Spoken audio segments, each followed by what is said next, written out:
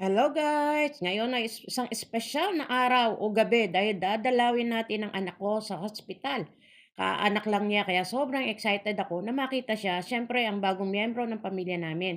Siyempre hindi pwedeng walang pasalubong kaya bibili muna tayo ng bulaklak bilang isang maliit na regalo at simbolo ng pagmamahal at pagbati.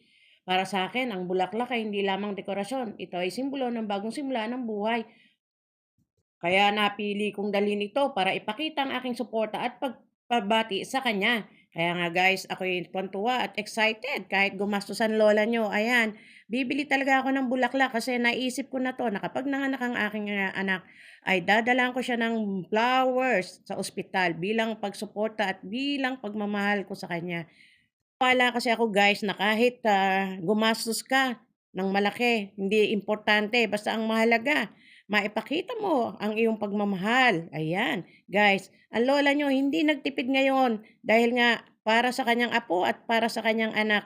At siyempre, pumili ako ng magandang kulay ng bulaklak, puti at saka orange na napili ko guys. Maganda guys ang pagkakagawa ng bouquet of flowers. Kaya nga habang papunta naiisip ko kung gaano kahalaga ang suporta ng pamilya sa mga gantong pagkakataon. Ang simpleng pagbisita at pagbibigay ng munting regalo ay nakakapagdulot ng malaking saya at kikinhawa sa bagong ina. Narito tayo sa ospital, excited na ako makita ang anak ko at syempre makilala ang aking apo. Sana maramdaman niya na sa bawat bulaklak na ito, mayroon akong pagmamahal at pagbati mula sa akin at sa buong pamilya. Kailangan nga pala na hygienic tayo at kailangan nating hugas ng kamay mabuti at mag-sanitize para sa safety ng baby at ng nanay. Pagpasok ko nga guys sa kwarto ng anak ko, nagulat ako. May mga bisita na siya, yung kanyang mga kaibigan na talaga namang matagal niya nang kasama dito sa abroad. At sabi ko nga, akala ko solo ko yung apo ko.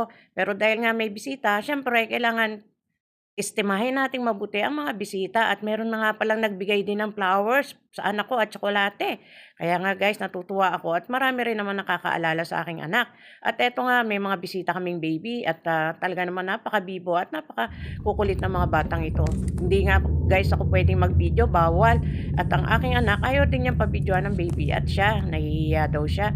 At eto na nga po guys, umuwi na ako at nag-request ang aking anak ng lutong tinola dahil gusto niya raw makahigop ng mainit na sabaw at tumakbo na nga guys ako sa supermarket para bumili ng ingredients na lulutuin kong tinola at syempre tayo naman yung dakilang nanay kaya tayo na rin ang bibili. Kaya guys, ako yung natutuwa talaga dahil nga yung pinagpe-pray ko lagi na safe delivery ng aking anak ay talaga namang in-answered prayer. At ayan na nga po guys, ang sabi ng anak ko ayaw raw niya ng papaya sa tinola. Kaya hanap tayo ng sayote at